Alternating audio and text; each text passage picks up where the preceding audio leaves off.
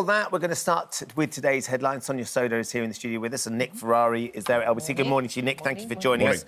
Yeah. And we have another day, and we have more headlines, Sonia, about the Duke of York, extracts from Virginia Giuffre's posthumous memoir. This one claiming the Duke was entitled and considered it his birthright to sleep with her when she was just 17 years old. There are all accusations, of course, he strenuously denies. But yet again, there's more of these headlines and more reasons for the Duke of York to be on the front of the newspaper.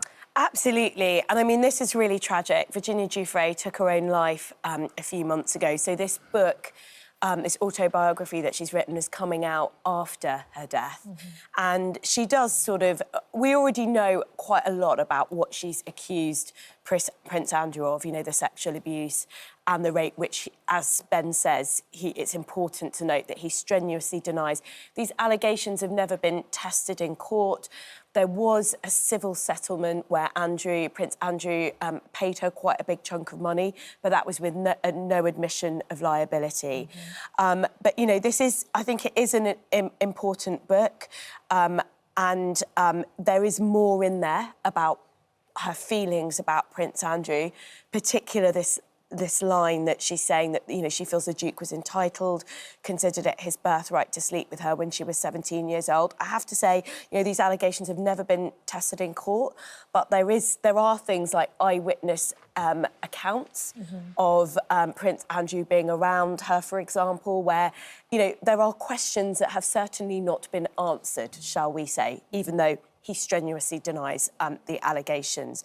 So I think this is just... I think this is just kind of like a very tragic moment, really, because there is no question, you know, allegations about Prince Andrew aside, there is no question that Virginia Giuffre was a victim of wider sex abuse and trafficking at the hands of, you know, that network, coordinated by Jeffrey Epstein, who is also now dead.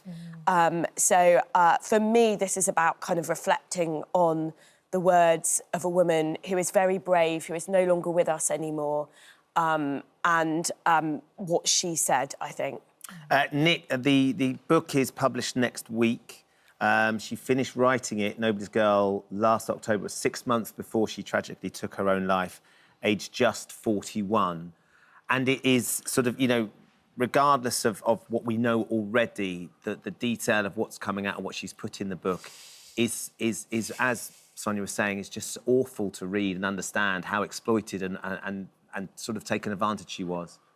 Yeah, I read a lot of it this morning, and I won't share some of it with your viewers because it's highly inappropriate. Look, what actually happened between the two is only known to two people, and one of them, sadly, is now dead, so is only known to one person. But I want to take this conversation in a slightly different way, and I want to take it to the King, because the book is scheduled for publication next week. There are already some excerpts have been seen, and it will plunge the crown in crisis yet again. And you have King Charles, who we know has not got great health. He's battling a fairly serious health condition, although he's in good shape and clearly having the best of care, and we wish him nothing but longevity. He's got the issues, of course, with his younger son, Prince Harry, and again, we wish that a successful conclusion, but there does seem to be a war of words. We see there are certain allegations made overnight by his daughter-in-law, Meghan Markle, Prince Harry's wife. Again, no one knows the veracity of that, whether they were frozen out. But at the very heart of it, and tracking back every single claim, every single story, every single negative headline, is one man, King Charles, who you would hope his family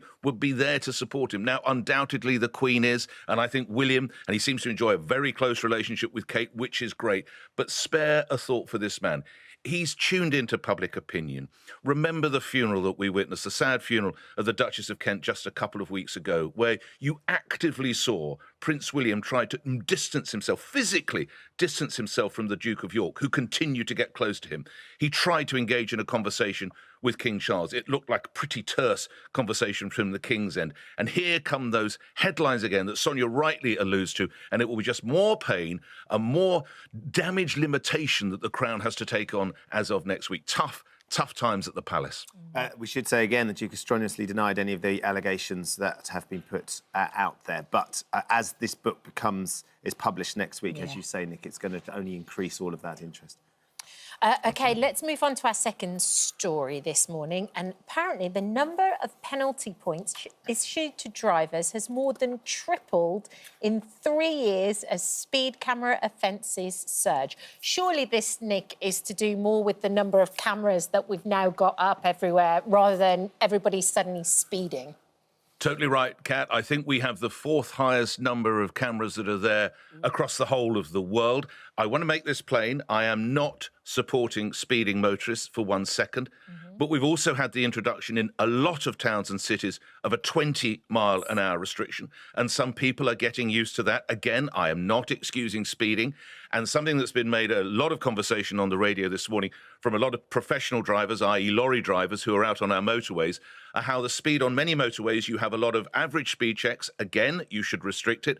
But they also point out you can go from 70 to 50, and then down to 40, and then back up to 50 on certain stretches of the motorway. And they tell me, these professional drivers, they are policed and monitored in a way that we've never seen before. So you're right, it is a considerable increase in the amount of points, but I do think there are mitigating factors. Kat, as you rightly say, the huge number of cameras, and again, I want to make the point, if you don't break the speed limit, you won't be in trouble. I understand that, but there are some mitigating clauses, such as the cameras and this 20-mile zone, and a lot, and I'm sure you've noticed, I don't know how often you guys are on motorways, but if you use motorways, you do see quite a lot of fluctuation of the speed limits. Yeah.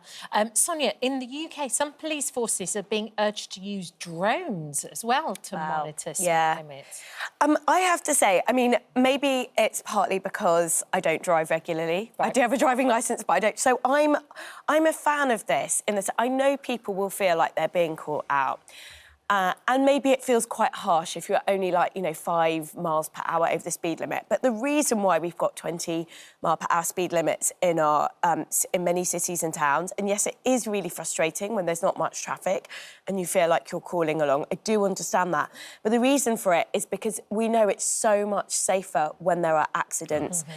You know, we always hear that phrase, speed kills. It's true. It makes a huge difference whether a car is travelling at 30 miles per hour or 20 miles per hour.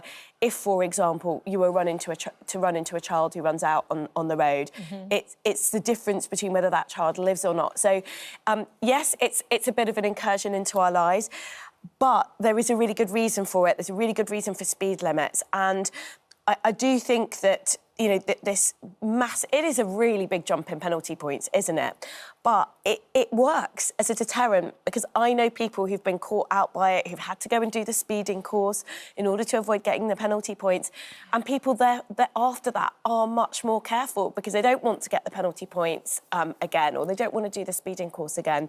So I know it sort of does end up feeling a bit like a Big Brother state, but I do think actually it's maybe no bad thing and it does save lives. Nick, you're shaking your head there. I was, Kat, because where I'm with Sonia, 20-mile-an-hour restrictions outside schools, hospitals, old people home, of course. But, Sonia, I mean, I drive, perhaps not every day, I'm certainly in a car every day. I probably drive almost every day. I mean, Westminster Bridge, Southwark Bridge in London, 20-mile-an-hour restrictions in the dead of night when there is no one there.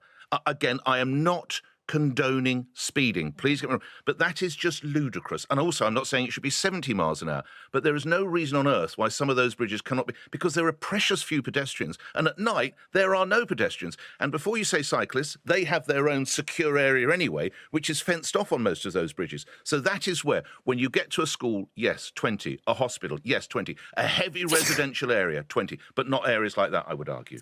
Yeah, let's move from speeding police to parenting police. Kim Kardashian, Nick and Sonia has had enough of the parenting police. She faced a lot of criticism for her 12-year-old daughter's fashion choices a while ago. She's been talking on a podcast. Let's have a little listen to what she had to say.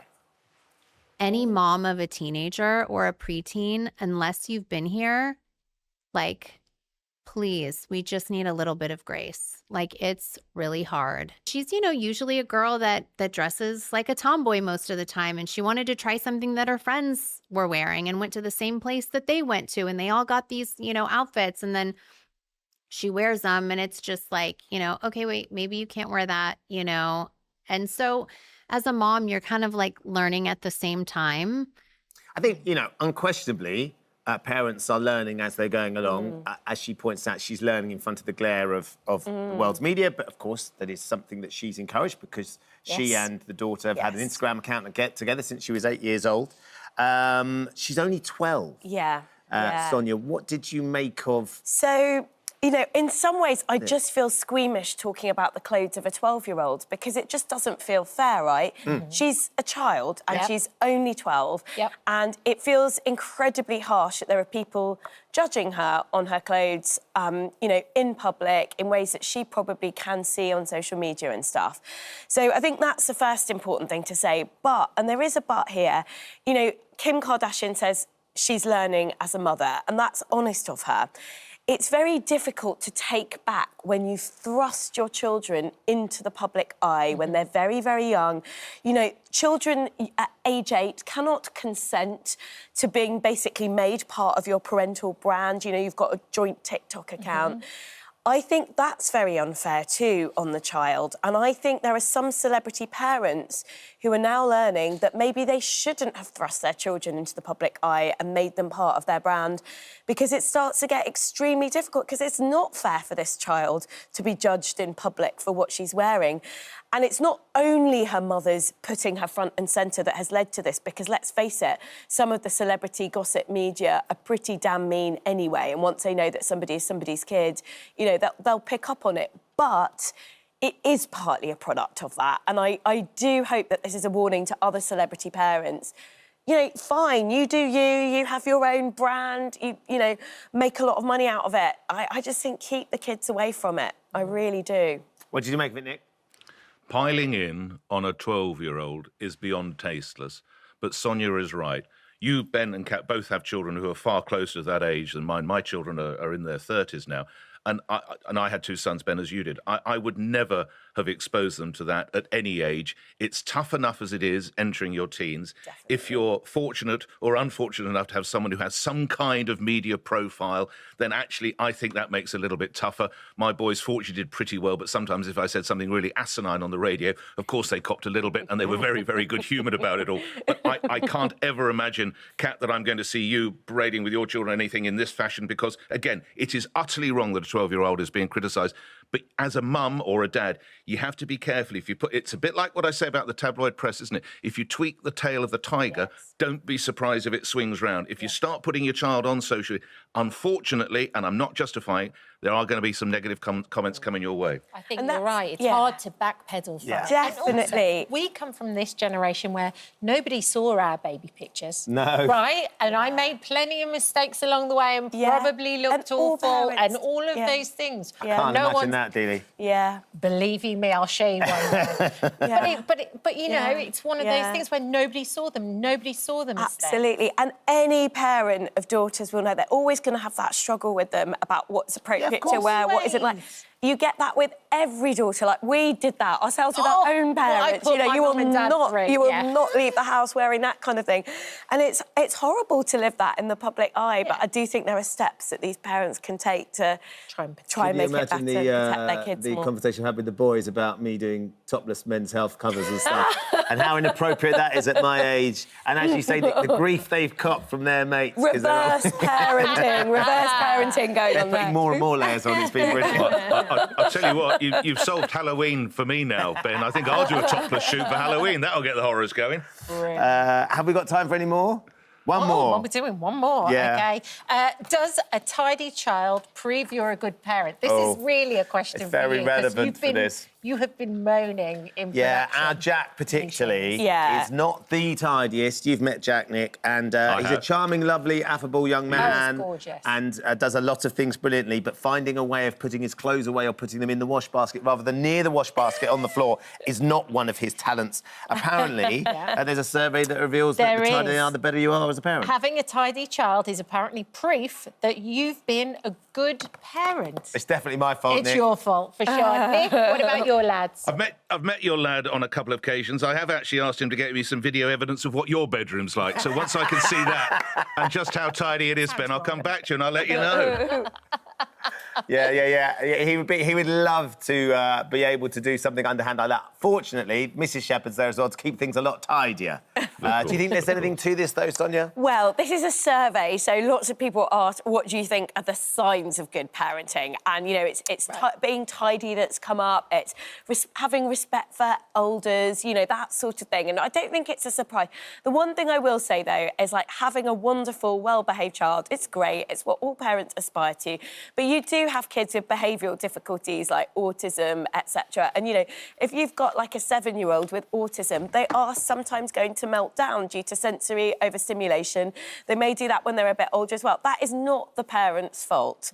So, yes, it's lovely to have very well-behaved, well-trained children, shall we say. But, you know, it is not the only sign of good parenting. And if you've got a child who's acting out, that might be due to factors that have got nothing to do with the parent. Were your boys tidy, Nick? By and large, yes, not too bad, actually. But then we had the staff, of course, so they went in and they tidied the bedroom. bedrooms as well. That definitely helps, doesn't it? Especially if it reflects on the parents. Thank you both for the time Thank you being. for Nick and visiting Sonia are our getting back. This Morning YouTube channel. We upload new content every day, so go ahead and hit that subscribe button so you don't miss out. And we'll see you in the morning.